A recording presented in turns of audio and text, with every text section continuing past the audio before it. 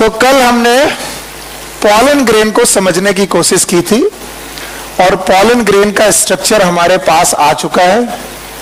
और pollen grain के structure में हमने जाना है कि सबसे बाहर की लेयर का नाम क्या था? एक्साइन। क्या ये लेयर एक्साइन है? शाबाश, इट इज एक्साइन। और अंदर वाली लेयर का नाम है इंटाइन। और इसके बाद एक बड़ी वाली सेल का नाम था, बोलो, vegetative cell. Vegetative cell, okay. और छोटी वाली सेल का नाम जनरेटिव सेल। कितनी सेल है? दो सेल है। अच्छा, यहाँ पर पोर है, पोर का नाम जर्म पोर, पक्का। और हमें बताया गया था कि ये सारे स्ट्रक्चर जो बन रहे हैं वो एंथर में बन रहे हैं। कहाँ बन रहे हैं? एंथर। और एंथर में कैसे बन रहे हैं वो हमको पता है, याद है। यहाँ पर फाइनली अपने पास एक सेल थी, नाम था माइक्रोस्पोर मदर सेल। फिर से बोलो। जो लोग आज पहली क्लास में बैठे हैं उनको भी आ जाना चाहिए, ऐसे बोलना, याद रहेगा। बताओ, स्पोरोफाइट में, स्पोरोफिल में, स्पोरेंजिया में, स्पोरोजेनस टिश्यू में स्पोर मदर सेल। ये स्पोर मदर सेल है, एन की 2n। अच्छा बताओ, स्पोर मदर सेल में माइटोसिस की मियोसिस, और मियोसिस में एक सेल से कितनी सेल? 4। तो बताओ, माइक्रोस्पोर मदर सेल से माइक्रोस्पोर का बन जाना, माइक्रोस्पोर का बन जाना माइटोसिस से है कि मियोसिस है? और भाइयों बहनों, इस प्रोसेस का नाम है माइक्रोस्पोरोजेनेसिस। फिर से बोलो। वाह मेरे बच्चे, शाबाश। What is microsporogenesis? It is a formation of microspore tetrad. फिर से बोलो। Why it is microspore tetrad? 4। बताओ, 4 लोग बने और चारों n की 2n, क्योंकि क्या हुई है? मियोसिस में क्रोमोसोम का नंबर हाफ हो जाता है। और माइक्रोस्पोर मदर सेल में 2n है, तो बताओ इसमें क्या होंगे? n। अब प्रोसेस का नाम बताओ, what is microsporogenesis? Formation of microspore from microspore mother cell involving meiosis. अभी माइक्रोस्पोर टेट्राड जो है ये जर्मिनेट करेंगे और चारों जर्मिनेट करेंगे अलग अलग, और क्या बनाएंगे? Pollen grain. यानी यही माइक्रोस्पोर आगे चल के इसका हर एक spore will convert into pollen grain, and that's why microspore mother cell is also known as pollen mother cell. अब कुछ लोगों की हालत खराब की, सर ये क्या कह दिया? Why it is known as pollen mother cell? Because ultimately बनना क्या है? pollen grain। तो एक बार डेफिनेशन और बोलो, what is microsporogenesis? Formation of microspore tetrad from microspore mother cell और pollen mother cell involving meiosis, known as microsporogenesis. मतलब microspore बन गए, 4 बन गए और जर्मिनेट कर गए। जर्मिनेट करे तो क्या बनाया? Pollen grain. बताओ, पॉलन ग्रेन हैप्लॉइड की डिप्लॉइड? क्योंकि माइक्रोस्पोर इज हैप्लॉइड। तो बताओ, वेजिटेटिव सेल इज हैप्लॉइड। बताओ, जनरेटिव सेल इज हैप्लॉइड। बाहर वाली लेयर एक्साइन, अंदर वाली इंटाइन। और ये सारी काम कहां पर हो रहे हैं? इन जगह पर। और इस जगह का नाम है माइक्रोस्पोरेंजिया। बोलो क्या नाम है? टोटल कितनी माइक्रोस्पोरेंजिया है? 4। और ये चारों माइक्रोस्पोरेंजिया जब रप्चर होंगी तो यहां से क्या बाहर निकलेंगे? Pollen grain. पॉलन ग्रेन के बाहर निकलने के इस प्रोसेस का नाम डेहिसेंस है। और ये डेहिसेंस करते समय या तो बंदा 2 सेल्ड होगा या तो 3 सेल। और जब 3 सेल होगा तो आपको याद है बड़ी वाली सेल का नाम वेजिटेटिव और छोटी वाली दोनों जनरेटिव सेल से क्या बन गए? Male gamete. बताओ, इसमें कितनी कोशिकाएं दिख रही हैं? 3 और इसमें 2। बताओ, मोर देन 60% केसेस 2 सेल की 3 cell, 2 cell, less than 40% 3 cell. पक्का? अगर आप इतनी चीजें पढ़ चुके हो तो आप काफी बढ़िया पढ़ चुके हो। आखिरी पॉइंट जो मैं पूछ रहा हूं, what is microsporogenesis? Full definition formation of microspore tetrad from microspore mother cell और pollen mother cell involving meiosis. पक्का? 4 बने, चारों फंक्शनल है, चारों पॉलन ग्रेन बनाएंगे। एक्साइन होगी, इंटाइन होगी, वेजिटेटिव सेल होगी, जनरेटिव सेल होगी। जनरेटिव सेल डिवाइड कर सकती है कितने गैमीट? मेल की फीमेल, या तो 2 सेल या तो 3 cell, more than 60% 2 cell, less than 40% 3 cell. You got my point. Now pollen grain का कुछ अप्लाइड बायोलॉजी है जो आपकी बुक में रखी गई है और उससे क्वेश्चन बनते हैं। अप्लाइड बायोलॉजी क्या है वो मैं आपको दिखाने की कोशिश कर रहा हूं। अप्लाइड बायोलॉजी पॉलन ग्रेन से रिलेटेड, एनसीईआरटी में ऐसा कोई हेडिंग नहीं है लेकिन पैराग्राफ है। पॉलन ग्रेन की अप्लाइड बायोलॉजी बहुत सारे पॉइंट एक साथ डिस्कस करती है। पहली बात यह है कि pollen grain they can produce allergy, और ये एलर्जी प्रोड्यूस कर सकते हैं और इसके जीते जागते कुछ उदाहरण हैं। Just because pollen grain is microscopic, इतना छोटा है कि अभी दिखाई भी नहीं पड़ता कभी कभी। तो माइक्रोस्कोपिक में पॉलन ग्रेन का साइज है 25 माइक्रोन से 50 माइक्रोन। सोच करके देखिए, ये एक कोशिका के बराबर है। 25 into 10⁻⁻6 metre to 50 into 10⁻⁻6 metre. कुछ लोग कहते हैं सर मीटर भर का तो है। इस मीटर को देख करके वो बोलते, ये नहीं समझते कि 10⁻⁻6 बहुत छोटा कि बहुत बड़ा, बहुत छोटा है ये पॉलन ग्रेन। और ये पॉलन ग्रेन आपकी सांस लेते वक्त आपकी नॉस्ट्रिल से होता हुआ आपकी लैरिंग्स में, और लैरिंग से होता हुआ ट्रेकिया में, और ट्रेकिया से होता हुआ लंग्स तक पहुंच सकता है। और जब ये लंग्स तक पहुंच जाता है तो यहां पर लंग्स में ये कर सकता है एलर्जी। याद रखना, एलर्जी की वजह से होते हैं इन्फ्लेमेशन। 2-4-5 महीने की बात है, आप में से बहुत सारे लोग डॉक्टर बनेंगे और आपकी जिंदगी में कुछ नए शब्द एकदम तैयार मिलेंगे जो आपने पहले कभी नहीं पढ़े होंगे, वो अचानक वहां पर तैयार मिलेंगे। तब आपको पढ़ाया जाएगा, तब वहां प्रोफेसर आपको धीरे धीरे कुछ छोटे छोटे टर्म सिखाएंगे। जैसे मैंने सीखे, मैं सिखाता हूं।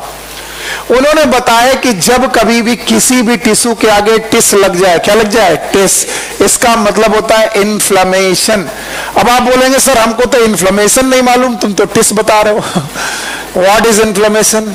तो बोले एक थप्पड़ मारो अपने गाल पर, जो जो रिएक्शन दिखाई पड़ी दैट इज इन्फ्लेमेशन। बोले क्या क्या इन्फ्लेमेशन? थप्पड़ मारने पर गाल लाल, अगर किसी टिश्यू में क्या आने लगे? रेडनेस, अगर आने लगे स्वेलिंग, फिर से बोलो, और होने लगे पेन, बोलो क्या, और टेम्परेचर घट जाए कि बढ़ जाए? बढ़ जाए। जहां कंटाप पड़ता है बताओ वहां का टेम्परेचर बढ़ जाता है, लाल लाल हो जाता है। और बताओ स्वेलिंग होने लगती है, पेन होने लगता है। ये सारे लक्षण हैं इन्फ्लेमेशन के। आपकी बॉडी में एक फुंसी निकली, बताओ वो क्या है?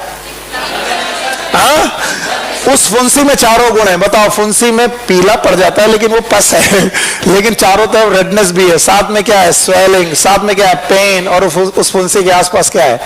टेम्परेचर। तो जिन टिश्यूज में इन्फ्लेमेशन होता है उन टिश्यूज के आगे टिस लगा दो, that will be the name of disease, that will the name of disease. For example derma, derma मतलब स्किन, डर्मेटाइटिस, कोई बताए किसका इन्फ्लेमेशन है? स्किन का। अगर स्किन में इंफेक्शन हो जाए तो डर्मेटाइटिस।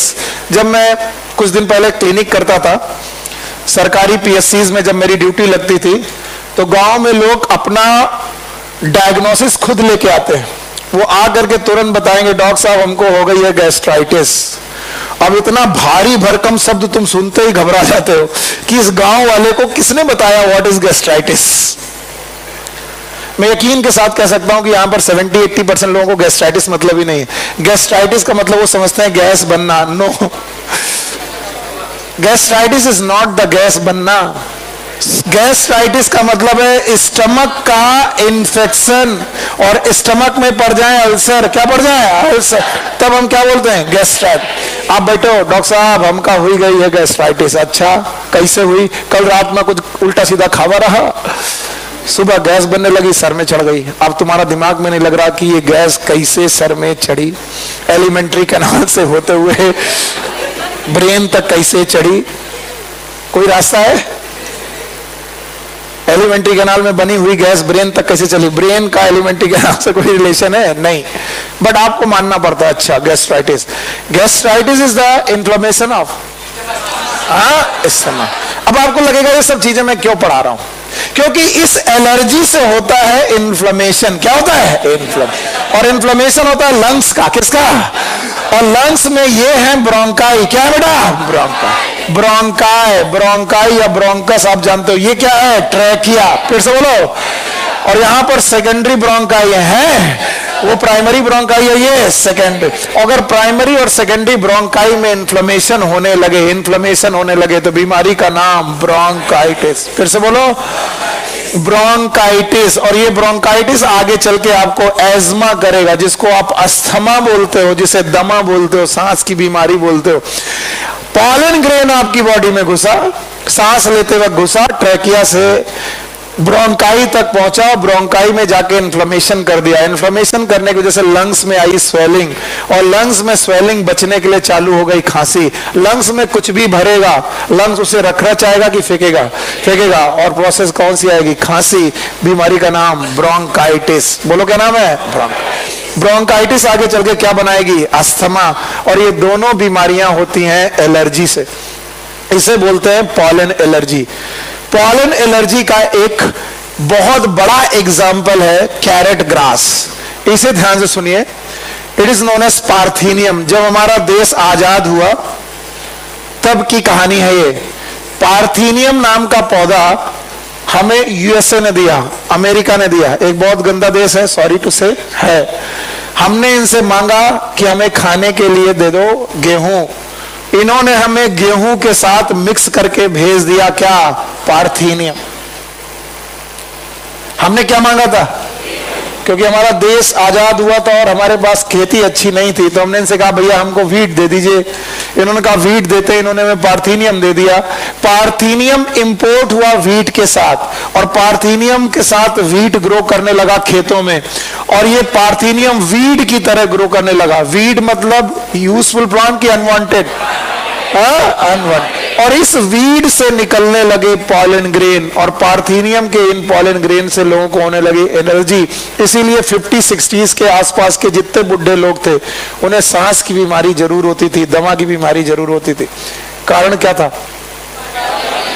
हाँ, पार्थेनियम। ये पार्थेनियम है, इसकी वजह से। एक तो वो बीड़ी पीते थे, ऊपर से पार्थेनियम मिल गया, दोनों को मिला करके क्या हो रहा है? इन्फ्लेमेशन। और बीमारी कौन सी हो रही है? ब्रोंकाइटिस। और बीमारी का दूसरा आगे चल के खतरनाक क्या है? अस्थमा। याद रखना, पार्थेनियम को कैरेट ग्रास इसलिए बोलते हैं क्योंकि इसकी पत्तियां कैरेट जैसी दिखती हैं। It is also known as carrot grass. आजकल किताबों से हटा दिया गया, इसका एक और नाम था। जब हम पढ़ते थे तब उसका नाम यह भी रखा जाता था, it was known as Congress grass. अब आप सोचो कांग्रेस ग्रास क्यों बोला जाता होगा? क्योंकि देश आजाद होने के बाद किस पार्टी की सरकार थी और किसने गेहूं मंगाया होगा? And that's why may be इसकी वजह से इनका नाम रखा गया हो कांग्रेस ग्रास। तो तीन नाम है, बोलो क्या क्या? Parthenium, carrot grass, Congress grass. क्या ये हमारे देश में का प्लांट है कि बाहर से आया? हमने क्या मंगाया था?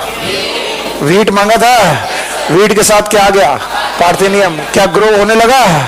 इतना ग्रो होने लगा, खूब सारे पॉलन ग्रेन बनने लगे। पॉलन ग्रेन हमारे डाइजेस्टिव सिस्टम में जाने लगे। डाइजेस्टिव में कि रेस्पिरेटरी? रेस्पिरेटरी। हमारी प्राइमरी और सेकेंडरी ब्रोंकाई में गए। प्राइमरी और सेकेंडरी ब्रोंकाई में जाके क्या करने लगे? इन्फ्लेमेशन। और इन्फ्लेमेशन में क्या लगाते हैं? टिस।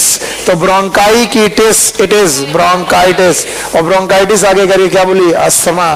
तो क्या हमें अस्थमा और ब्रोंकाइटिस नाम की बीमारियां होने लगी? अस्थमा 2-3 बार पूछा गया। बताओ अस्थमा किस बैक्टीरिया से होता है? किसी से नहीं। ये बैक्टीरियल डिसीज, ये वायरल डिसीज। फिर ये डिसीज कैसी है? एलर्जी। क्या ये एलर्जी की डिसीज है? तो एक पॉलन से जुड़ी हुई ये कहानी है। दूसरा, पॉलन के खास बात और है, जहां पॉलन बेटा बनता है वहां पर बनती है नेक्टर, साथ में बनता है nectar. Pollen is always associated with, most of the time, not always, associated with nectar. और इस नेक्टर में बेटा एक शुगर होती है, fructose. And this fructose is known as fruit sugar.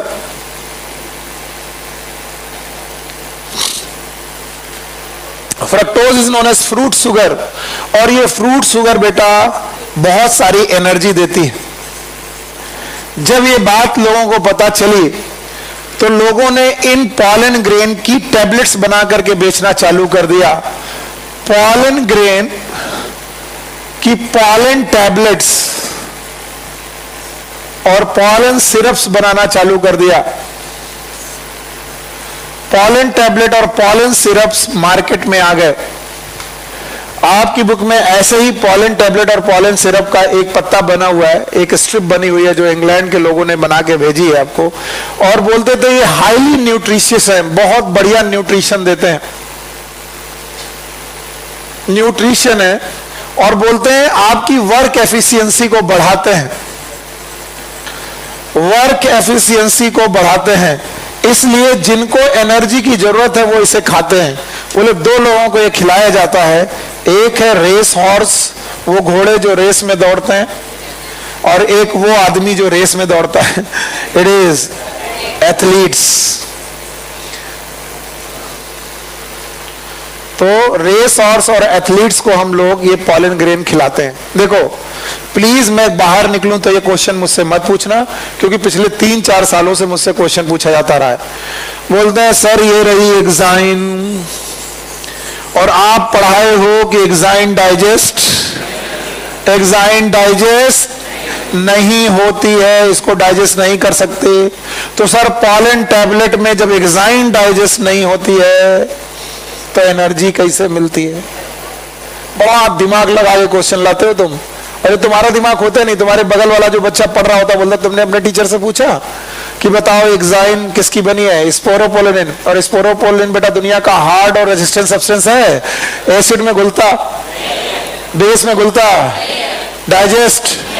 तो जब पॉलन खाओगे तो डाइजेस्ट ही नहीं होगा, जब डाइजेस्ट नहीं होगा तो एनर्जी कैसे मिलेगी? क्या बेवकूफ बना रहे हो? हमने कहा बेटा पहली बात तो पॉलन के साथ क्या प्रेजेंट होता है? नेक्टर। नेक्टर में क्या होती है? फ्रक्टो, इससे एनर्जी मिलती है। दूसरा, ये एग्जाइन इम्परमिएबल नहीं है, इनडाइजेस्टिबल है। और आपके सामने ये देखो कौन सा स्ट्रक्चर है? चरपो, यानी ये परमिएबल है, और परमिएबल होके अंदर बैठा हुआ है कौन? सेलुलोज। कौन बोला है? और अंदर है सेल, तो अंदर का मटेरियल डाइजेस्ट हो सकता है, बाहर का डाइजेस्ट ना हो, तब भी उससे क्या मिल सकती है? Energy. By the way energy इससे नहीं मिलती बल्कि किससे मिलती है? Fructose, that is also known as fruit sugar. तो ये क्वेश्चन बहुत ओल्ड हो चुका है, दोबारा मत पूछना। आया जवाब कि नहीं आया? आया? तो बताओ भले ही उसकी एग्जाइन ना डाइजेस्ट हो पाए फिर भी उससे नरिशमेंट मिल जाता है, because it is associated with one sugar. बोलो कौन सी? Fructose, that is also known as fruit sugar. और क्या ये एनर्जी को प्रोवाइड करती है? यस। तो पॉलन सिरप और पॉलन टैबलेट्स बाजारों में बिक रहे हैं, विदेशी बाजारों में तो बहुत ही बिक रहे हैं, क्योंकि एक समय ऐसा भी आया था कि there was a concept known as zero figure. ये जितने भी बॉलीवुड वाले और हॉलीवुड वाले लोग थे, इनमें से फीमेल जो एक्ट्रेस हैं वो जीरो फिगर के लिए बड़ा चिंता करती थी, और उनका लगता था कि ज्यादा खाओगी तो मोटी हो जाओगी। तो बोलते थे भैया हम खाइबे ना करेंगे, जब खाइबे ना करेंगे तो हम मोटे ना होंगे। तो बोले अगर खाओगे नहीं तो एनर्जी कैसे मिलेगी? तुमको पूरे दिन में कम से कम 2000 कैलोरी तो चाहिए, 2000 किलो कैलोरी तो चाहिए, वो कहां से लाओगी? तो बोले ठीक है हम खाना नहीं खाएंगे लेकिन पॉलन टैबलेट खाएंगे, गिन के खाएंगे, इतनी टैबलेट खाएंगे कि कितनी एनर्जी मिले? 1500। चाहिए कितनी? 2000। खा कितनी रहे? 1500। बॉडी में वेट बढ़ेगा कि नहीं बढ़ेगा? नहीं बढ़ेगा। बढ़ेगा कि कम हो जाएगा? कम। और ये एक साइकोलॉजिकल डिसऑर्डर है, साइकेट्रिक डिसऑर्डर है। अपने आप को दुबला पतला रखना ये एक डिसऑर्डर है। यस, इतने लेवल का दुबला पतला रखना कि हड्डी एकदम एक्सरे हो जाओ, ये एक डिसऑर्डर है। ठीक है अपनी केयर करनी, ठीक है ना? कोई ले रहा 8 पैक, कोई ले रहा 6 पैक, कोई ले रहा फैमिली पैक है ना? हम लोग तो भैया इसी में खुश है। कोई लोग तो पता है एक बीमारी है बुलिमिया नर्वोसा। इस बीमारी में फीमेल को बहुत तेज भूख लगती है, तो वो क्या करती है? पहले तो खाती गपा गप गपा गप, फिर जब खा के उसका पेट भर जाता है, आफर जाता है, भर जाता है। आफर समझते हो? जब भर जाता है तब उसको गिल्ट होता है, हे भगवान इतना सारा खा लिया, अब ये कल मैं मोटी हो जाऊंगी। फिर वो उल्टी करती है, तो पहले जल्दी जल्दी जीभ के चक्कर में, हाय रे जीभ, जल्दी जल्दी सब गोलगप्पा मिठाई सब, और फिर सोच रही अगर ये डाइजेस्ट हो गया तो कल मैं हो जाऊंगी मोटी, तो तुरंत it is known as bulimia nervosa. तो ये बीमारियां आप लोग ना लगाएं, भगवान ने आपको बहुत अच्छा बनाया है, जैसे भी हो आप बहुत अच्छे हैं। बाय बाय करते हैं हम लोग। तो बताओ, पॉलन ग्रेन, और पॉलन ग्रेन को हम लोग क्या एनर्जी के रूप में, एनर्जी सप्लीमेंट के रूप में यूज कर सकते हैं? क्या आजकल रेस हॉर्स और एथलीट को खिला रहे हैं? वर्क एफिशिएंसी बढ़ाता है, और ये नशे की चीज नहीं है। तो डोपिंग लगेगी कि नहीं लगेगी? नहीं लगेगी। खूब खाओ और खूब दौड़ो। तो बताओ, क्या बेटा इनमें फ्रक्टोज शुगर है? और बताओ, क्या ये डाइजेस्ट भी हो सकते हैं? इनकी एग्जाइन डाइजेस्ट, लेकिन इनमें फ्रक्टोज शुगर है, वो डाइजेस्ट हो सकता। अच्छा, एक और बात, कभी कभी इस बात के बारे में सोचने की कोशिश करो कि ये पॉलन ग्रेन बना ही क्यों है। सर, पॉलन ग्रेन इसलिए बना कि पॉलन ग्रेन एक दिन इस एंथर से बाहर निकलेगा और स्टिग्मा तक पहुंचेगा, और स्टिग्मा तक पहुंचने की इस प्रक्रिया का नाम होगा पॉलिनेशन। फिर से बोलो, पॉलिनेशन। तो याद रखना, पॉलिनेशन करने के लिए पॉलन ग्रेन इस दुनिया में आया। पर ऐसा नहीं कि आज पॉलन ग्रेन निकला और 6 महीने बाद उसे स्टिग्मा मिली तो वो जिंदा रहेगा। नो, इस पॉलन ग्रेन का एक मैक्सिमम सर्वाइवल टाइम होता है। पॉलन ग्रेन उससे ज्यादा जिंदा नहीं रह सकता, उतने ही समय के अंदर उसे स्टिग्मा ढूंढनी पड़ेगी। स्टिग्मा मिली तो ठीक, नहीं तो बचेगा कि मर जाएगा? डाइजेस्ट नहीं, मर जाएगा। मर जाएगा मतलब एग्जाइन मर जाएगी, इंटाइन, वेजिटेटिव सेल मर जाएंगे, जेनेटिव सेल मर जाए। समझ गए? तो बोलते हैं पॉलन ग्रेन का इतना मैक्सिमम टाइम सरवाइव करना, it is known as viability. बोलो, क्या बोलते हैं? वायबिलिटी। सर बिल्कुल नहीं समझ में आया, मैंने क्या बोला? पता नहीं, अपने शब्दों में बोलो। क्या पॉलन ग्रेन एंथर में बने हैं? बाहर निकलेंगे, कहां जाएंगे?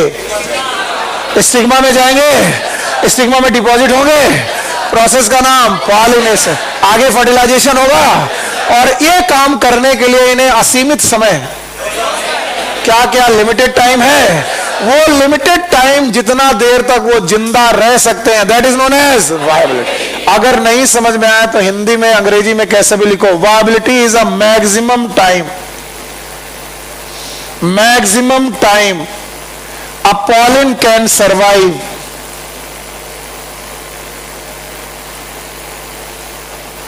after dehiscence। dehiscence का मतलब है after release from anther. Anther से निकलने के बाद मैक्सिमम जितने भी समय के लिए पॉलन ग्रेन सरवाइव कर सकता है, that maximum time is known as viability. बोलते हैं viability of the pollen grain depend upon two things, mainly two things. One is humidity,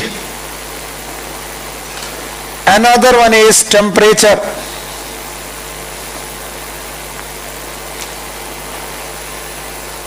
अगर बाहर ह्यूमिडिटी ज्यादा है, बाहर उमस ज्यादा है, तो पॉलन ग्रेन जल्दी मर जाएगा।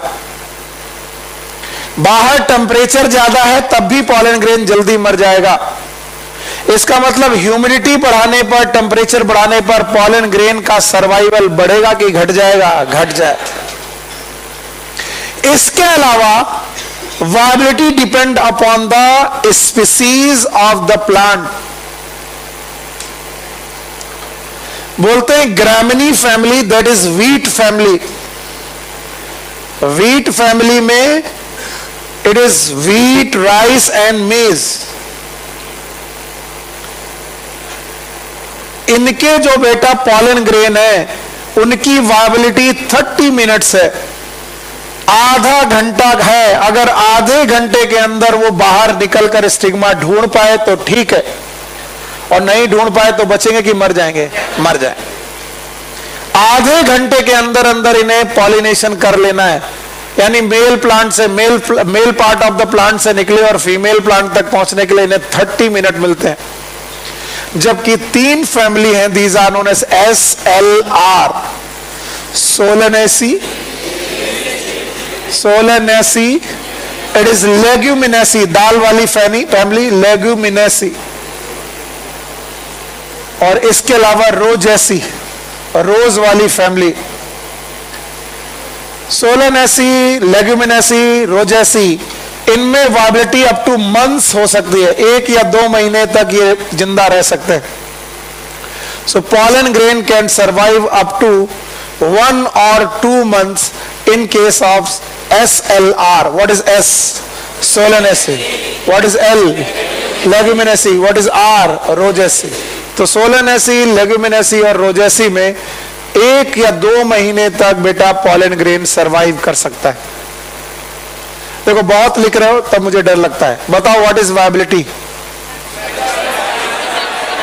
What is viability? Maximum time a pollen can survive, maximum time a pollen can after release from anther, anther से निकलने के बाद वो मैक्सिमम कितना समय तक जिंदा रह सकता है, दैट इज वायबिलिटी। क्या ये 30 मिनट है? किसके लिए? व्हीट, राइस, मेज। बोलो कौन कौन? व्हीट, राइस, मेज। कितना? 30 मिनट, आधा घंटा है। और बताओ क्या ये महीनों हो सकती है? किसके लिए? Solanaceae, leguminosae and rosaceae. आया समझ में? चलो भाई इसको भी बाय बाय करते हैं। एक और पॉइंट है that is known as pollen bank.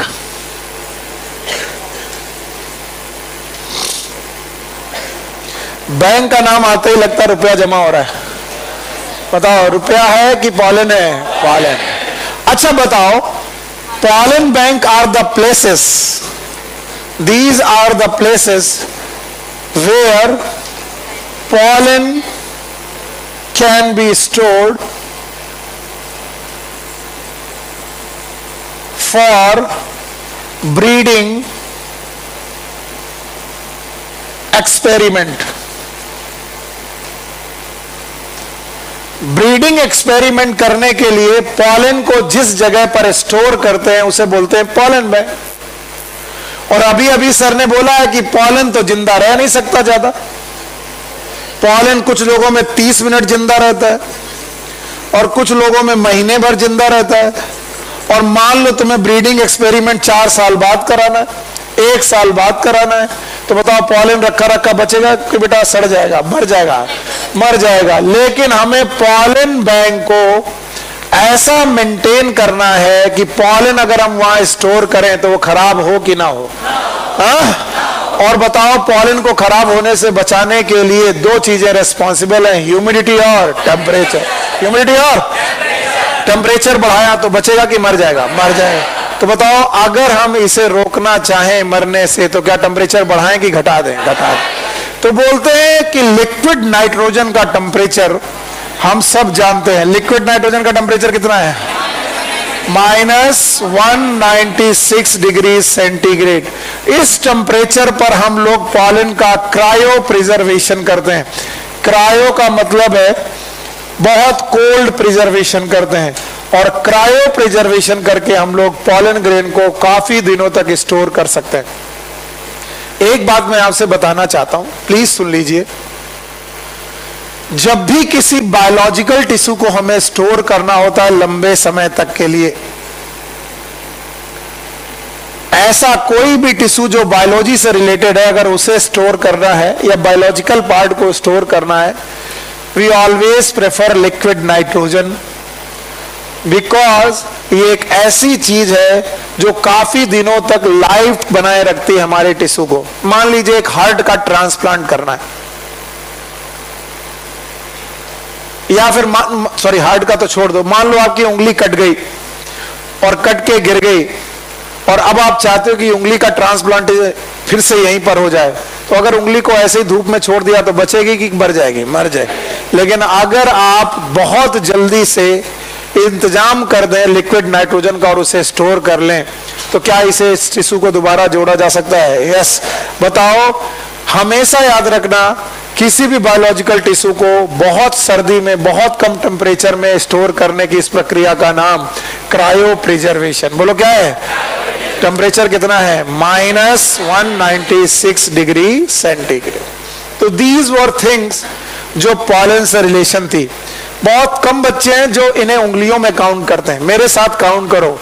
Pollen की अप्लाइड बायोलॉजी में 4 चीजें पढ़नी है। पहली एलर्जी। बोलो कौन? फिर से बोलो। कितनी बीमारी? एक कौन? ब्रोंकाइटिस। दूसरा, फिर दूसरा है न्यूट्रिएंट। बोलो pollen tablet and pollen syrup. तीसरा है वायबिलिटी। बोलो क्या है? वायबिलिटी याद है?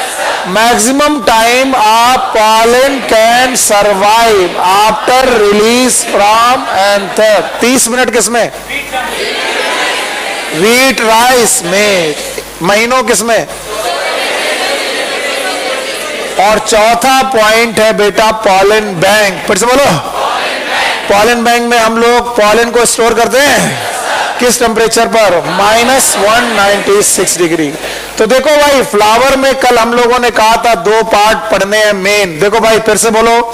सबसे बाहर कैलिक्स था, कैलिक्स के बाद कोरोला था, कोरोला के बाद एंड्रूसियम था। बताओ एंड्रूसियम वाज मेल पार्ट और फीमेल पार्ट? और उसके बाद क्या था? गायनीसियम। गायनीसियम था। और गायनीसियम इज मेल पार्ट और फीमेल पार्ट? Female part. क्या पूरा हो चुका है? एंड्रूसियम। क्या पढ़ना चाहिए? गायनीसियम। तो गायनीसियम को हम लोग आज पढ़ने जा रहे हैं। मेल पार्ट है कि फीमेल? फीमेल। पर मेरे पागलपन के लिए एक बार दोहराओ, कुछ लोग नए बैठे हैं। क्या फ्लावर स्पोरोफाइट है? बहुत बढ़िया बच्चे, स्पोरोफाइट है। क्या हम इस स्पोरोफाइट में स्पोरोफिल ढूंढेंगे? स्पोरोफिल मिल जाने के बाद स्पोरेंजिया। क्या ढूंढेंगे? स्पोरेंजिया ढूंढेंगे। फिर स्पोरोजिनस टिश्यू। फिर से बोलो। क्या स्पोरोजिनस टिश्यू ढूंढेंगे? फिर स्पोर मदर सेल। फिर से बोलो। स्पोर मदर सेल ढूंढेंगे। अच्छा बताओ, जो स्पोरोफाइट होता है N की 2N, sporophyll, sporangia, sporogenous tissue, spore mother cell. पक्का? और क्या इसमें मियोसिस होगी? वाह मेरे बच्चे शाबाश। और क्या इससे स्पोर बनेंगे? मियोसिस से क्रोमोसोम का नंबर हाफ। अच्छा बताओ, मेल के लिए हम लोग मेगा यूज करते हैं कि माइक्रो? और फीमेल के लिए मेगा। और अब हम लोग पढ़ने जा रहे हैं एंड्रूसियम की गायनीसियम। तो ये मेल है कि फीमेल? और अगर फीमेल है तो क्या तुम इस ट्रेंड को पकड़ पाओगे? स्पोरोफाइट में माइक्रो की मेगा, फिर मेगा, फिर मेगा, फिर मेगा। पक्का? और फिर मेगा। अगर आप इसको पढ़ गए तो मेरे साथ मेरा काम पूरा होगा। बोलो स्पोरोफाइट में मेगा स्पोरोफिल, फिर मेगा स्पोरेंजिया, फिर मेगा स्पोरोजिनस टिश्यू, फिर मेगा स्पोर मदर सेल, फिर मेगा स्पोर होगा। और ये जर्मिनेट करेगा मेल गैमेटोफाइट की female female gametophyte. It is female gametophyte. N की 2N, 2N। तुम्हारी आदत हो गई, जो मैं आखिरी में बोलता हूं तुम वही बोल देते हो। N की 2N, 2N। अरे अपने दिमाग लगाओ बेवकूफों, हम तो ये ट्राई करेंगे। हम जब पढ़ाने के मूड में होते तो हम नहीं चाहते कि तुम्हें ऑब्स्टेकल दें। जब पूछने के मूड में होते तो हम उल्टा ही पूछते हैं। ध्यान रखो। बताओ N की 2N। कौन? गैमेटोफाइट। और ये रूल है कि अगर मैं गायनीसियम मिल जाए तो मैं गायनीसियम में क्या ढूंढूंगा? और आगे की कहानी याद रहेगी। आओ ये सारा प्रोसेस पूरा करते हैं। कितने लोगों की आज क्लास पहली है? भैया पहली क्लास वाले यहां से मेरे साथ रहो। अभी तक नहीं आया तो नहीं आया। जय माता की। अब देखो एंड्रूसियम की गायनीसियम। गायनीसियम क्या है? फिर से बोलो। स्पोरोफाइट में मेगा स्पोरोफिल। मेगा स्पोरोफिल में फिर मेगा स्पोरोजेनस टिश्यू, फिर मेगा स्पोर मदर सेल, फिर मियोसिस, फिर मेगा। और तुम्हें लगे अचानक मुझे पागलपन के दौरे पड़े हैं, तो ऐसा नहीं है। ये दौरा कल पड़ चुका है। इसका मतलब कल मैं इसको पूरा डिटेल में पढ़ा। तो अगर आपका मन कर रहा है कि सर ये अचानक हमें समझ में नहीं आ रहा, तो क्या करें, वीडियो देखें कल का, और कल का वीडियो देखकर पता लगाएं कि ये कौन सा पागलपन चल रहा। जब बोर्ड में नहीं होगा तब सही रहेगा। बताओ, स्पोरोफाइट में कभी कभी मैं सोचता हूं कि मैं पगला गया हूं, 5वीं बार बोल रहा हूं, लेकिन फिर भी जवाब नहीं है। कुछ लोग ऐसे बोल रहे, क्या बोला था? कुछ लोग अभी बोलते क्या बोला था, ठीक है बोलने दो। अरे बेवकूफो, तुम्हारा सिलेक्शन तुम्हें खुद करना है, इसलिए तुम खुद उसके लिए जिम्मेदार हो। तुम्हारे लिए तुम्हारा बगल वाला नहीं पढ़ रहा है। जब तक तुम्हें ना आए तब तक ना बोलो, और जैसे आ जाए हाँ बोलो। मेरे साथ बोलो, स्पोरोफाइट में माइक्रो की मेगा। हम लोग मेल की तलाश में है कि फीमेल की? फीमेल। तो बताओ, मेगा स्पोरोफिल, फिर मेगा स्पोरेंजिया, फिर मेगा स्पोरोजेनस टिश्यू, फिर मेगा स्पोर मदर सेल, फिर मियोसिस, फिर मेगा। और जर्मिनेट करेगा मेल गैमेटोफाइट की फीमेल। ये भगवान, इतना शोर, ये बिल्कुल पगला गया है टीचर। इतना चिल्लाने की क्या जरूरत है? सिंपल बात को धीरे से भी तो पूछा जा सकता है। आओ चलिए भाई, ये रही गायनीशियम की शक्ल। गायनीशियम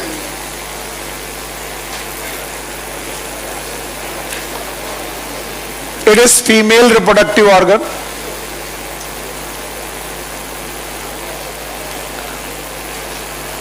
Of flower.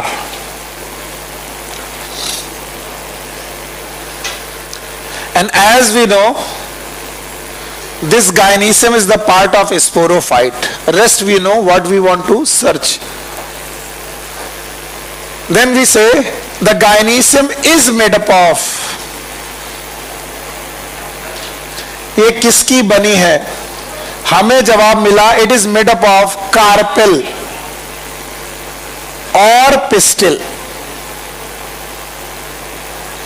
या तो ये कार्पेल की बनी है या तो ये पिस्टिल की। इनफैक्ट आप कार्पेल बोलेंगे तो बेहतर रहेगा। Carpel is also known as mega sporophyll.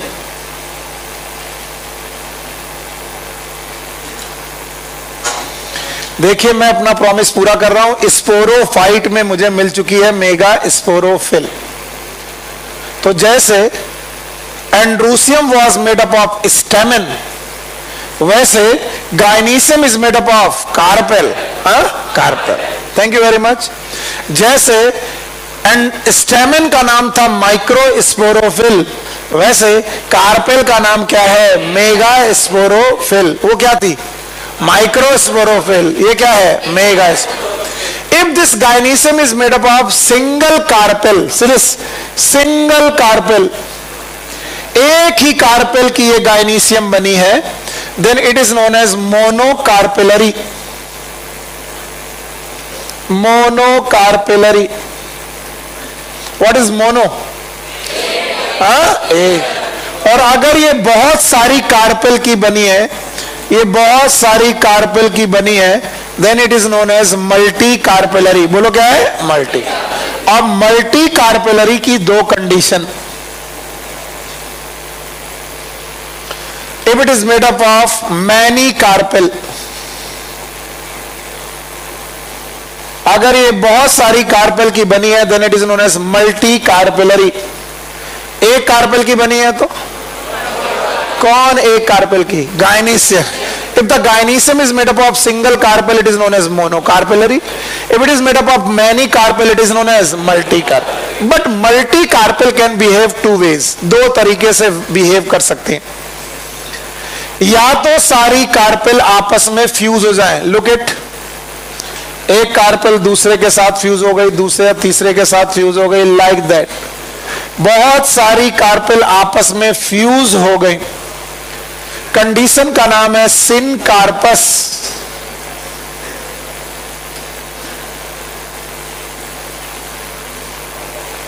And if the carpel are free, अगर सारी कार्पेल बेटा फ्री हैं, फ्यूज नहीं हुई है, then this condition is known as apocarpus.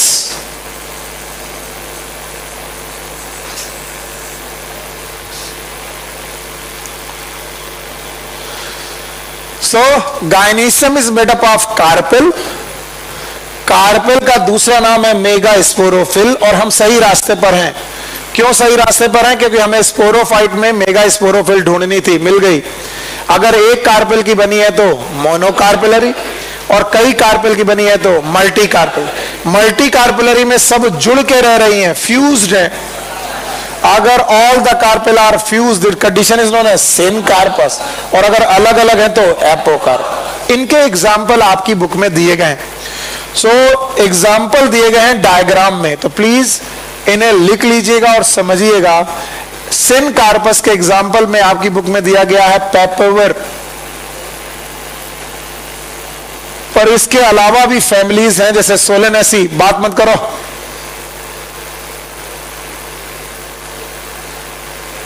इसके अलावा फैमिली है सोलेनेसी और लिलियसी। लिली फैमिली सुना है? तो ये सब फैमिलीज हैं। अब आप सुनने के मूड में रहते नहीं हो तो मैं बताने के मूड में हूं नहीं, तो रट्टा मार लो। बोलो सिनकार्पस का एग्जाम्पल पेपरवर, फिर से बोलो। अपनी एनसीईआरटी देखो, उसमें डायग्राम में पेपरवर बना होगा। और एपोकार्पस का एग्जाम्पल दिया है माइकेलिया। माइकेलिया एक्चुअली चंपा के पौधे को बोलते हैं, चंपा। सुना होगा चंपा चमेली, चंपा इज माइकेलिया चंपेका। इसके अलावा एपोकार्पस दो और जगह पाई जा सकती है, one is rose, another one is lotus. पर यहां पर केवल और केवल माइकेलिया दिया है, सो आप माइकेलिया लर्न कर लीजिए। एनसीईआरटी 1 में रोज और लोटस भी दिए। मुझे कैसे याद हुआ मैं बता दे रहा हूं, तुम्हें याद हो जाए तो अच्छा है। गुलाब, कमल और चंपा। पता नहीं क्यों मुझे ये दोनों फूल बहुत बचपन से पसंद है, क्योंकि मुझे ड्राइंग में केवल एक ही ड्राइंग आती थी, कोई ड्राइंग बनाओ, ये लो। अच्छा, इतना पुराना तो कोई नहीं होगा जितना पुराना मैं हूं, फिर भी ये सुना है तुमने, साड़ी का किनारा बनाओ। तो हम साड़ी के किनारे में नथिंग बट, या फिर ये कुछ बना देता था मैं।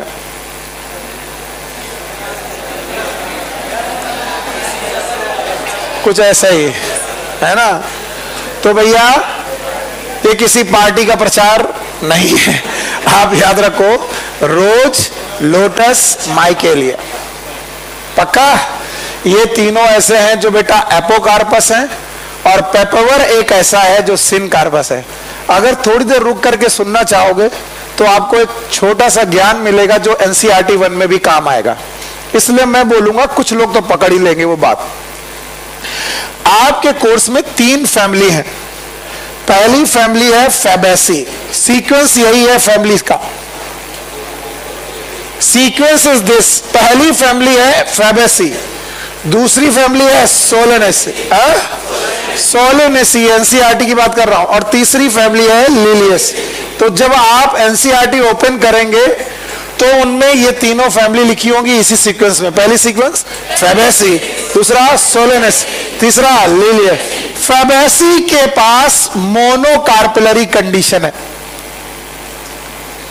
यानी एक कार्पेल की है, यानी पहली फैमिली में एक कार्पेल, दूसरी फैमिली में 2 कार्पेल, और तीसरी फैमिली में 3 कार्पेल। और ये दोनों कार्पेल आपस में जुड़ के रह रही हैं, इनका नाम है सिनकार्पस, और ये तीनों भी जुड़ के रह रही हैं तो भी है सिनकार्पस। तो मुझे कोई सिनकार्पस का एग्जाम्पल पूछे तो मैं तो ढेर भर बता दूं। बता दूं? टोपी वाली फैमिली कौन? बैगन में टोपी है, मिर्च में टोपी है, मकोई में टोपी है, टमाटर में टोपी है, सुनील सर को टोपी है। यस तो Sunil sir is not belong to solanaceae. Yes, Sunil sir is animal, जानवर है हम। अब बोले हाँ सर आप लगते भी हो। सही है। तो आपको मालूम है solanaceae syncarpous as well as liliaceae syncarpous. Syncarpous वो जिनकी कार्पेल आपस में अलग अलग होगी, जुड़ के रहे, और अलग अलग रहने वाली कौन है? एपोकार्पस। शोर मत करना, केवल जवाब देना। बताओ gynoecium is made up of carpel और पिस्टिल। एक कार्पेल तो मोनोकार्पेलरी। इधर देख रहे हो, इधर मत देखो। बोलो एक कार्पेल तो, बहुत सारी तो, जुड़ के रहे तो, अलग अलग रहे तो। सिनकार्पस का एग्जाम्पल दिया है, बोलो कौन? पेपर। एपोकार्पस का एग्जाम्पल दिया है, बोलो कौन? माइकेलिया। क्या और भी एग्जाम्पल दे सकते हो? बताओ कौन कौन सी family? Solanaceae, Liliaceae, it is syncarpous, Fabaceae is monocarpal, और 3 है एपोकार्पस। बता पाओगे? 1 is rose, lotus, champa, that is Michelia champaca. हटाएं तो देखो भाई, पहले मैं बता दूं मुझे क्या मिल चुका है। फ्लावर का नाम, मदद करो, फ्लावर का नाम, और उसमें क्या मिल चुकी है? मेगा स्पोरोफिल, जिसका नाम क्या है? कार्पेल। तो आओ कार्पेल को और अच्छी ढंग से देखें। तो आइए हम लोग कार्पेल को और अच्छे तरीके से देखते हैं। चाहे एक कार्पेल की बनी हो, चाहे मैनी कार्पेल की बनी हो, चाहे जुड़ के रहे, चाहे अलग रहे, लेकिन कार्पेल के 3 पार्ट हैं। पहले पार्ट का नाम है स्टिग्मा, फिर का नाम है स्टाइल, और फिर नाम है ओवरी। तो कई लोग मुझसे पूछते हैं, सर इसी को आपने गायनीसियम बोला था, इसी को कार्पेल बोलने लगे, आप बेवकूफ हो। अब मैं पूछूं कि एक घर में कुछ कमरे हैं, और मान लो एक घर में एक ही कमरा, तो कमरा ही और घर ही नहीं आया। तो अगर एक गायनीसियम में एक कार्पेल, तो कार्पेल ही और गायनीसियम ही कार्पेल है। पल्ले पड़ा। मान लो मेरे घर में एक ही कमरा है, तो सर कहाँ रहते हैं? घर में। सर कहाँ रहते हैं? कमरे में। सर के घर में कितने कमरा? एक कमरे का घर। नहीं आया? तो घर बराबर कमरा, कमरा बराबर, लाइक दैट कार्पेल बराबर गायनीसियम, गायनीसियम बराबर carpel, if it is made up of 1 carpel. You got my point? तो कार्पेल के 3 पार्ट। सबसे ऊपर वाला part it is known as stigma. यहां पर एक दिन पॉलन ग्रेन आकर के डिपॉजिट होगा, पॉलन ग्रेन उड़ता हुआ आएगा और यहां पर डिपॉजिट होगा। स्टिग्मा के नीचे है स्टाइल,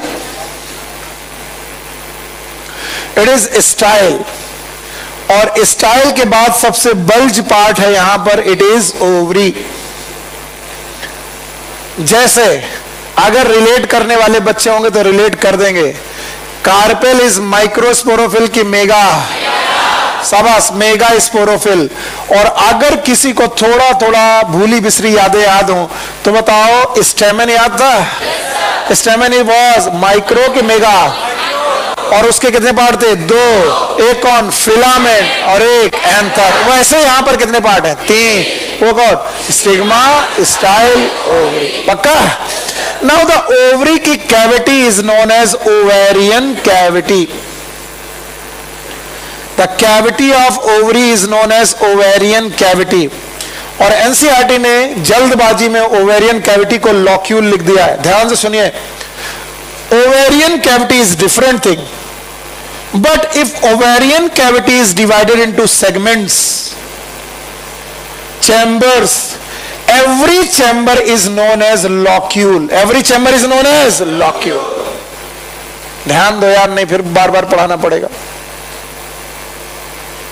जैसे ये एक ओवरी के 4 लॉक्यूल है, तो बताओ ये ओवरी मल्टी लॉकुलरी है कि यूनिलॉकुलरी? हाँ, मल्टी लॉक। पर मान लीजिए कि इस ओवरी में एक ही चैम्बर हो, तो ओवेरियन कैविटी ही क्या कहलाएगा? लॉक्यूल। नहीं आया? एंड दैट्स व्हाई एनसीईआरटी ने ओवेरियन कैविटी के आगे लॉक्यूल लिख दिया है। क्या ये हमेशा ट्रू है? जब ओवेरियन कैविटी में कितना चैम्बर हो? एक। कंडीशन का नाम लॉक्यूल। पक्का? और इस लॉक्यूल में प्रेजेंट है placenta, a tissue very special tissue known as placenta.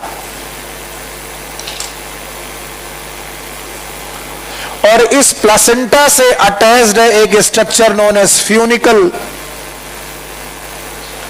If this is a placenta, this is a funicle. और फ्यूनिकल से अटैच्ड है एक structure, and that structure is known as ovule.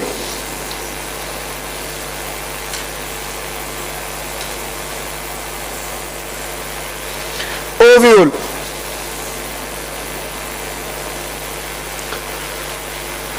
Yes, and this ovule is nothing but megasporangia.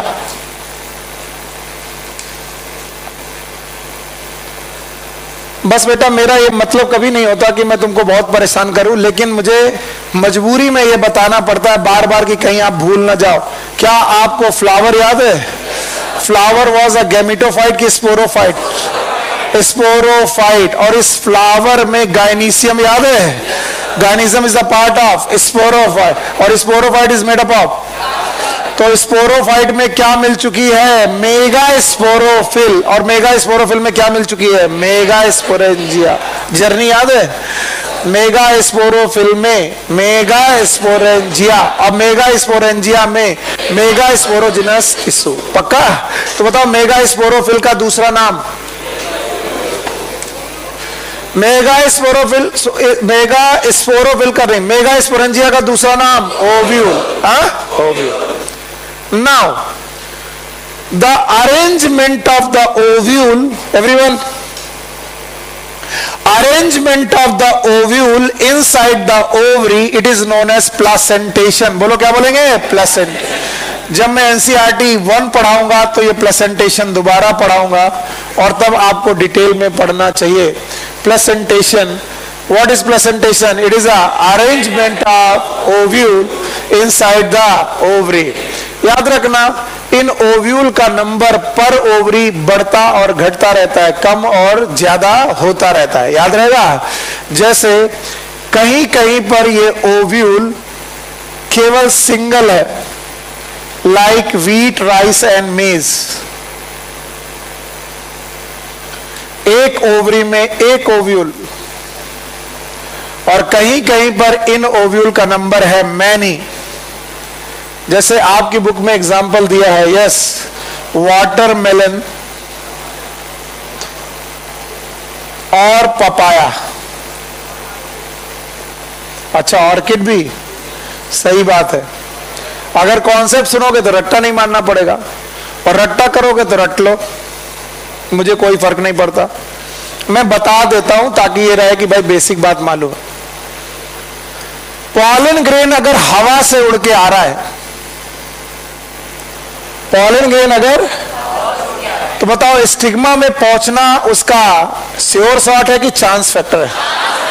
और अगर chance factor है pollen grain का यहां तक पहुंचना, तो बताओ पॉलन ग्रेन की पहुंचने की संभावना है ज्यादा से ज्यादा कि कम से कम? तो फर्टिलाइजेशन की टेंडेंसी भी कम से कम। तो ओव्यूल यहां पर ज्यादा से ज्यादा होने चाहिए कि कम से कम? कम से कम। नहीं आया, इसलिए कह रहे इधर देखो, अगर ओव्यूल ज्यादा रख दें तो हमें पॉलन भी ज्यादा चाहिए। ज्यादा पॉलन आएंगे तो ज्यादा ओव्यूल में फर्टिलाइजेशन हो पाएगा। लेकिन अगर पॉलन के आने के चांसेस कम से कम हैं, तो हमें ओव्यूल भी ज्यादा से ज्यादा रखने चाहिए कि कम से कम? कम से कम। ज्यादा से ज्यादा कि कम से कम? और जितने भी एयर पॉलिनेशन वाले लोग हैं, एयर पॉलिनेशन करने वाले जितने भी लोग हैं, एयर से जिनमें भी पॉलन ग्रेन आ रहा है, उनका पॉलन ग्रेन स्टिग्मा तक पहुंचने का चांस ज्यादा से ज्यादा कि कम से कम? कम से कम। हाँ? तो इसलिए उनमें ओव्यूल का नंबर भी क्या होना चाहिए? कम से कम। एयर पॉलिनेशन से किनका पॉलिनेशन होता है? व्हीट, राइस, में। और इंसेक्ट अगर पॉलन ग्रेन लेके आ रहा है, तो बताओ उसके आने की टेंडेंसी कम से कम कि ज्यादा से ज्यादा? ज्यादा से। तो जिनमें भी कलरफुल फ्लावर होंगे, किसमें? उनमें इंसेक्ट अट्रैक्ट होंगे। वाटरमेलन, पपाया, ऑर्किड, ये सब कलरफुल फ्लावर हैं और इन सारे फ्लावर में ओव्यूल का नंबर कम से कम की ज्यादा से ज्यादा। And that's why they have many ovule. बोलो कौन कौन? Watermelon, papaya, orchid. Watermelon, papaya और ऑर्किड, इनमें ओव्यूल का नंबर कम से कम की ज्यादा से ज्यादा। और कम से कम किसमें? व्हीट, राइस, मेज। नहीं आया? आया? चलो अब मेरे को सब लोग इस चीज को यहां तक मुझे समझाएंगे, फिर मैं आगे बढ़ूंगा। बोलो ये वाला पार्ट, फिर कैविटी का नाम, ओवेरियन कैविटी में लॉक्यूल, लॉक्यूल में प्लेसेंटा से फ्यूनिकल, फ्यूनिकल जहां पर अटैच्ड है that part is known as hilum. इस साल का क्वेश्चन था आई थिंक, हाइलम, जहां पर attached that is known as hilum. याद रखना। इसके बाद ओव्यूल का दूसरा नाम मेगा स्पोरेंजिया। ओव्यूल का arrangement into ovary it is known as placentation. बेटा तबीयत खराब है क्या? तबीयत खराब है तो if you want to go you can go. दुखी होकर के बैठे रहने से कोई दिक्कत नहीं।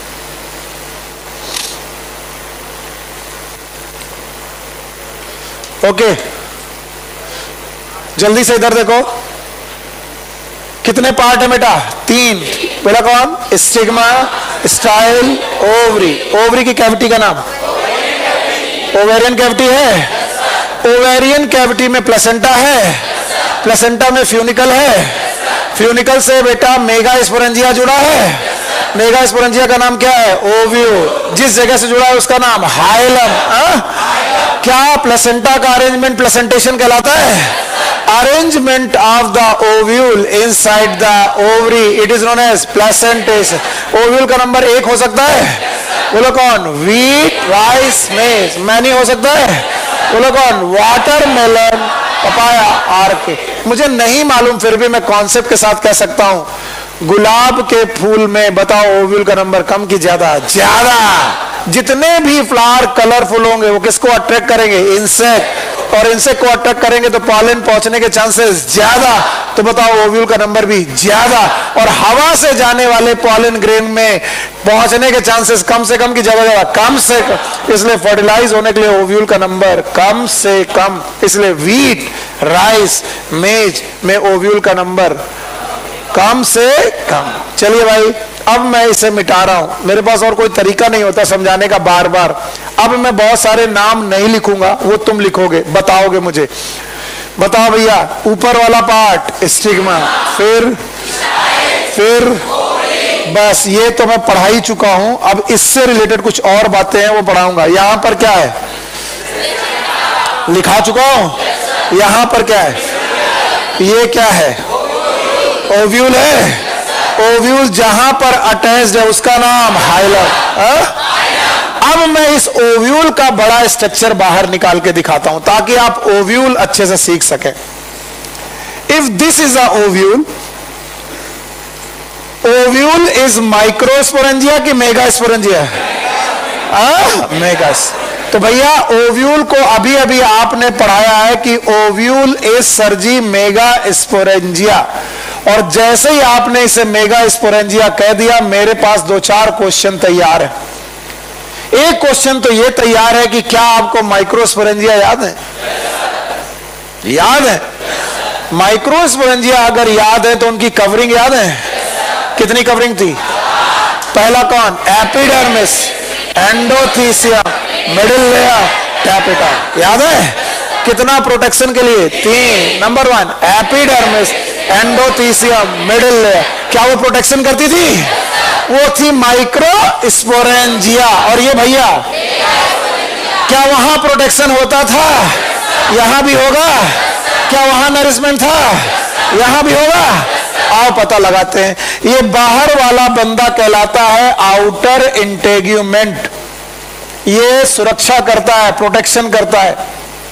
अंदर वाला स्ट्रक्चर कहलाता है इनर इंटेग्यूमेंट। तो यहां पर 2 इंटेग्यूमेंट हैं और ये दोनों इंटेग्यूमेंट दे प्रोवाइड प्रोटेक्शन। जैसे माइक्रोस्पोरेंजिया में 3 लेयर प्रोटेक्शन प्रोवाइड करती थी, यहां पर 2 लेयर प्रोटेक्शन प्रोवाइड करती हैं। अब इनके भी अंदर प्रेजेंट है एक टिश्यू जिसका नाम है न्यूसेलस। बोलो क्या नाम है? Nucellus. And this nucellus is for nourishment, ये नरिशमेंट के लिए। और जितने लोग भी रिलेट कर लेते हैं वो कभी डरते नहीं है। चलो वहां पर epidermis, endothecia, middle layer for protection, for यहां पर outer integument, inner integument for protection, वहां पर टैपिटम फॉर नरिशमेंट, यहां पर न्यूसेलस फॉर नरिशमेंट। और ये बंदा एन है कि 2n? 2n। Ovule is 2n, outer integument, inner integument, nucellus is 2n। अब ध्यान सुनो, एक ऐसी पोजीशन मिलेगी जहां पर बेटा आउटर और इनर इंटेगुमेंट दोनों अब्सेंट है, न्यूसेलस है लेकिन आउटर इनर इंटेगुमेंट नहीं है। That place is known as micropyle.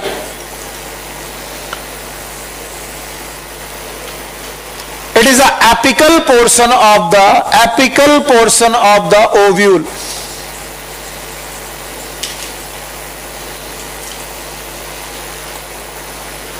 और माइक्रोपाइल के अपोजिट एंड वाला part is known as chalaza, and that is known as basal portion of the ovule.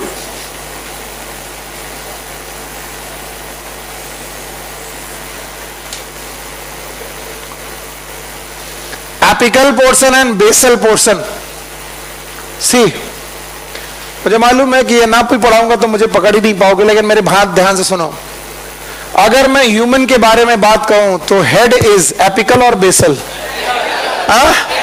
And leg is. पर अगर human sir के भल खड़ा हो जाए तो आप बोलोगे सीधा खड़ा है कि उल्टा? अब जरा इस ओव्यूल को ध्यान से देखिए। इस ओव्यूल का एपिकल पोर्शन कहां है? नीचे, और बेसल पोर्शन ऊपर। इट इज अ सीधा ओव्यूल की उल्टा ओव्यूल? और बताओ उल्टा ओव्यूल का नाम ऑर्थोट्रोपस की एनाट्रोपस? Ortho, ana. तो inverted ovule are known as, they are known as anatropous ovule.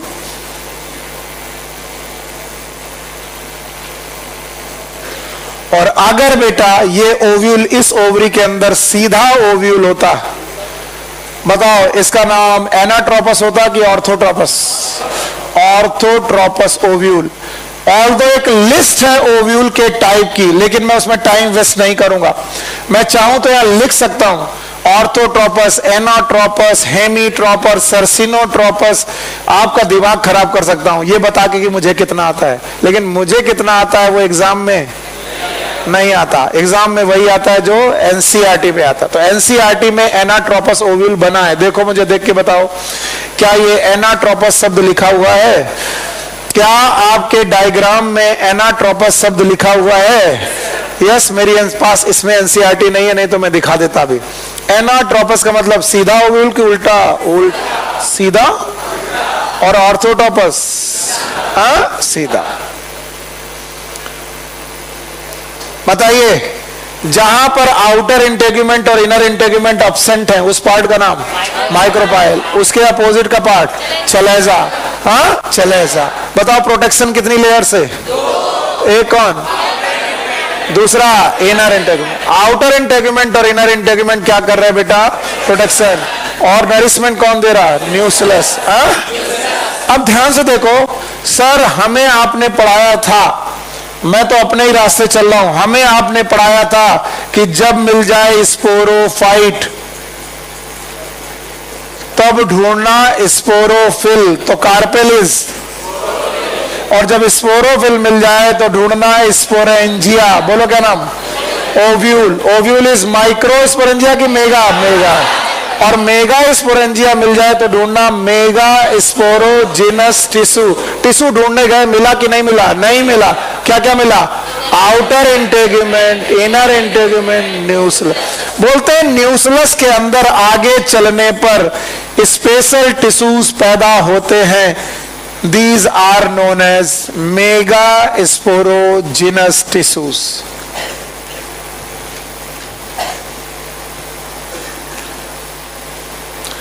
रास्ता लंबा है, आप लोग बेटा दूरियां तय करते करते भटक जाते हो, मैं कोशिश करता हूं कि बार बार पकड़ के लाऊं ट्रैक में। बोलो क्या मिल गया, बोलो क्या मिला, स्पोरोफाइट। तो बताओ gynoecium is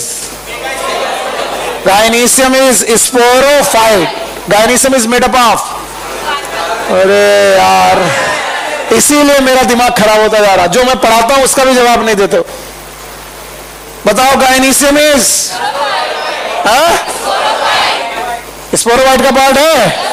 गायनीशियम is made up of, that is sporophyll. Micro की मेगा, मेगा स्पोरोफिल है जिसमें स्टिग्मा, स्टाइल और ओवरी, उसमें है ओव्यूल। फिर से बोलो, इसका नाम मेगा स्पोरेंजिया। फिर से बोलो, sporophyte, mega sporophyll, mega sporangia, जिसका बाहर वाला आउटर, फिर इनर, फिर न्यूक्लियस और उसके अंदर मेगा स्पोरोजिनस टिश्यू। तो बताओ इनकी सेल का नाम क्या होगा?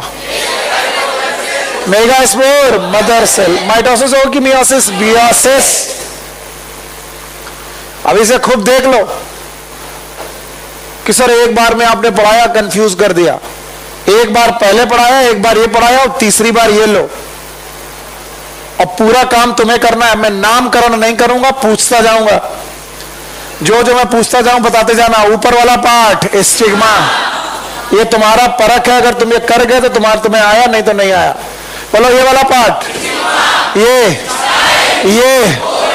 क्या ये ओवरी पार्ट है? आप बिल्कुल सही चल रहे हो बेटा। और जहां जहां तक तुम चलते जाओगे सही, वहां तक मैं आगे बढ़ता जाऊंगा।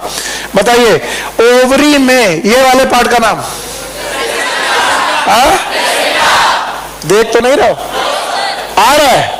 बताओ ये वाला पार्ट, और इन भैया का नाम, ओव्यूल का दूसरा नाम माइक्रोस्पोरोफिल के मेगा स्पोरेंजिया। जुड़े कहां पर है? क्या लेयर याद है? बोलो, इनर इंटेगुमेंट, न्यूक्लियस। क्या यहां टिश्यू है? नाम बताओ, मेगा स्पोरोजिनस टिश्यू। पक्का? अब देख रहा हूं, मुझे पूरा विश्वास है कि अब आप मुझे पढ़ाई दोगे, मैं तो बस सीख जाऊंगा। मैं आपका थैंक यू किन शब्दों से बोलूं मैं बता ही नहीं पा रहा हूं। काश मैं अपने जज्बात जाहिर कर पाता और मैं आपको बता पाता कि आपने मुझे क्या सिखाया है। Thank you very much. बताओ ये वाला outer integrity, inner integrity, nucleus, ये वाला चला जा, एपिकल की बेसल, एपिकल, ये बेसल। अब भाइयों बहनों ध्यान से देखना, यहां पर एक टिश्यू है, टिश्यू का नाम बोलो।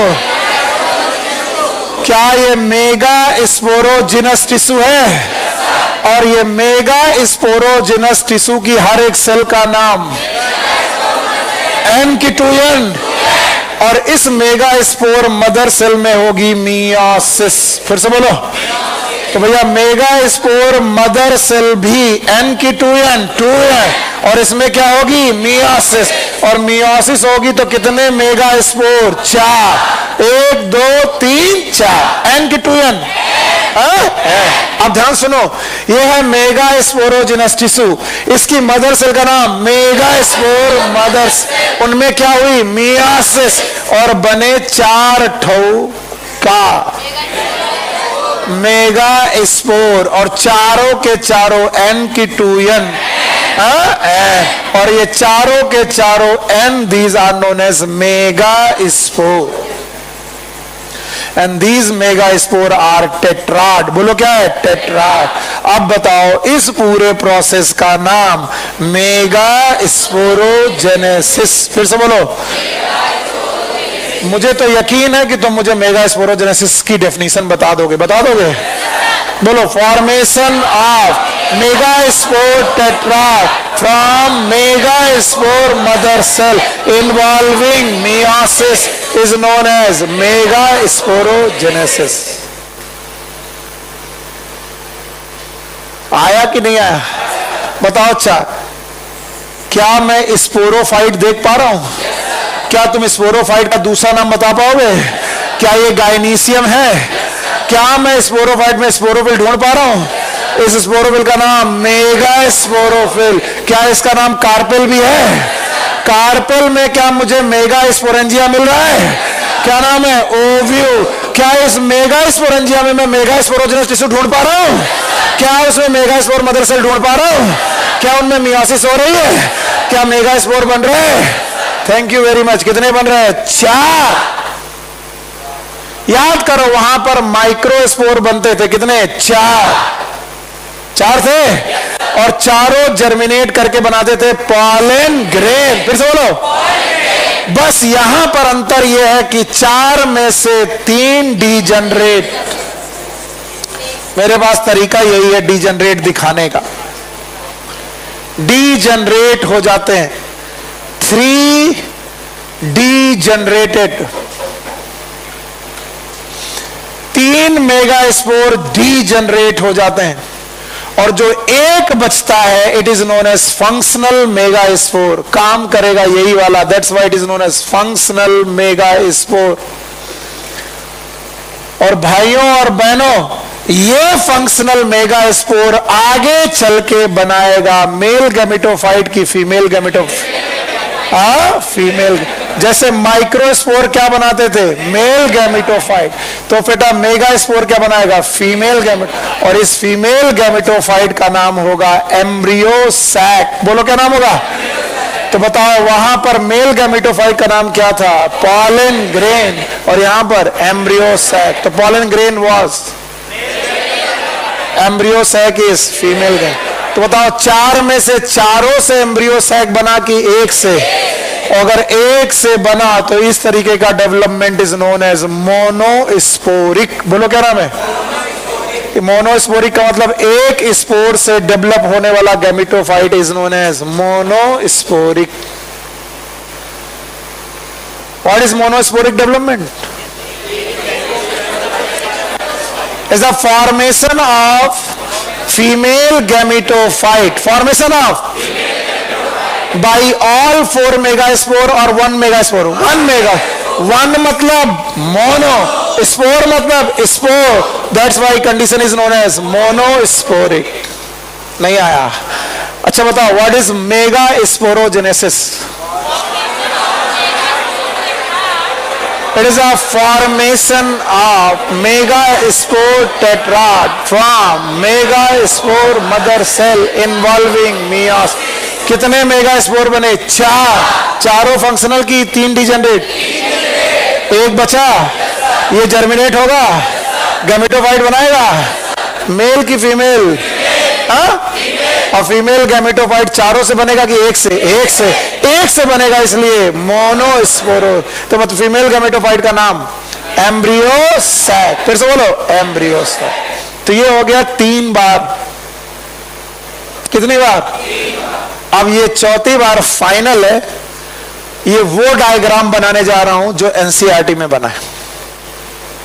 अगर ये डायग्राम तुमने मुझे यहां तक पहुंचा दिया तो तुम एनसीईआरटी में कभी भटकने वाले नहीं हो, इसकी मैं जिम्मेदारी लेता हूं। उस डायग्राम तक पहुंचने के लिए आखिरी बार मैं पढ़ा रहा हूं। ये रही स्टिग्मा, ये रही स्टाइल, और आगे तुम्हें मालूम है कि मैं क्या बना रहा हूं? It is ovary. मेहनत पड़ती है बेटा, मजाक में नहीं होता कुछ भी। इतने दिनों तक कॉन्सेप्ट को बनाए रखने के लिए मुझे बार बार करना पड़ता है। स्टिग्मा स्टाइल ओवरी में हमको मिला प्लेसेंटा। क्या मिला? प्लेसेंटा। यहां तक कोई दिक्कत? बताओ यहां पर क्या मिला? फ्यूनिकल। फ्यूनिकल, और फ्यूनिकल से क्या मिला? ओव्यू। और ये वाला आउटर इंटेगुमेंट, और ये वाला और इनर इंटेगुमेंट, ये वाला न्यूसलस, ये माइक्रोपाइल, ये चला जा। पक्का? बताओ यहां पर मेगा स्पोरोजेनस टिश्यू होगा, मेगा स्पोर मदर सेल होगी, मियोसिस होगा, मियोसिस होकर कितने मेगा स्पोर? 4। चारों बचेंगे कि 3 डिजेनरेट? एक फंक्शनल होगा, एम्ब्रियो सैक बनाएगा, एम्ब्रियो सैक n की 2n, n 2n, और इस एम्ब्रियो सैक में होंगी 7 सेल, 8 न्यूक्लियस। याद रहेगा? तो भैया ये जो आखिरी में बनाया है मैंने, इट इज एम्ब्रियो सैक। बोलो क्या ये? और भाइयों बहनों, एम्ब्रियो सैक इज गैमीट और गैमीटोफाइट। गैमीट की गैमीटोफाइट, और मेल की female, female. It is a female gametophyte. This is written in your NCERT. आपकी बुक में यही डायग्राम है जो बना हुआ है, पर यहां तक पहुंचने के लिए मेरे बच्चों ने कितना सरदर्द सहा है तो मैं ही जानता हूं। आपको मालूम है कि ये टिश्यू 2n है, आपको मालूम है ये टिश्यू भी 2n है, आपको मालूम है न्यूक्लियस भी 2n है, आपको मालूम है यहां पर रहने वाला मेगा स्पोरोजिनस टिश्यू भी 2n है, मेगा स्पोर मदर सेल भी 2n है, पर उसमें मियोसिस हुई थी तो मेगा स्पोर बने थे कितने? 4। चारों बचे कि 3 डिजेनरेट हुए, एक बचा, उसका नाम फंक्शनल मेगा स्पोर। और फंक्शनल मेगा स्पोर से क्या बना? एम्ब्रियोस। यकीन मानिए अभी भी पूरा नहीं पढ़ाया मैंने। वो फंक्शनल मेगा स्पोर जिसमें एक न्यूक्लियस था, वो 8 न्यूक्लियस वाला स्ट्रक्चर कैसे बन गया सर? ये तो आपने बताया नहीं। How functional mega spore get changes into embryo sac, ये कहानी अभी आपने सर सुनाई नहीं हमें, ये हमें आपने बताया ही नहीं कि फंक्शनल मेगा स्पोर जिसमें एक सेल एक न्यूक्लियस था, वही फंक्शनल मेगा स्पोर जर्मिनेट करके फीमेल गैमेटोफाइट कैसे बना, ये कहानी तो आपने हमें सिखाई ही नहीं। इसका मतलब आपने कुछ तो छुपाया है। हाँ, छुपाया है मैंने। मुझे मालूम है कितना कैरी कर पाओगे तुम।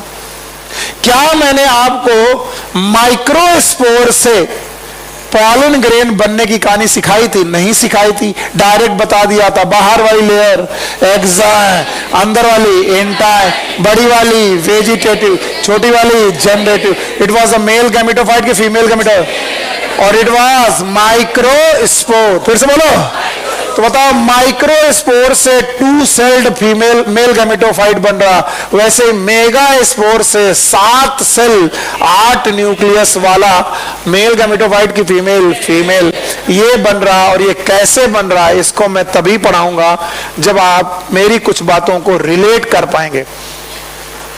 देख लीजिए, इसे बाय बाय करिए और इसको रिलेट करिए, रिलैक्स होकर के। जो मैं पूछूं एनसीईआरटी की बुक को बंद करके अपने दिमाग में सोचने की कोशिश करिए। फ्लावर दिख रहा है? दिख रहा है?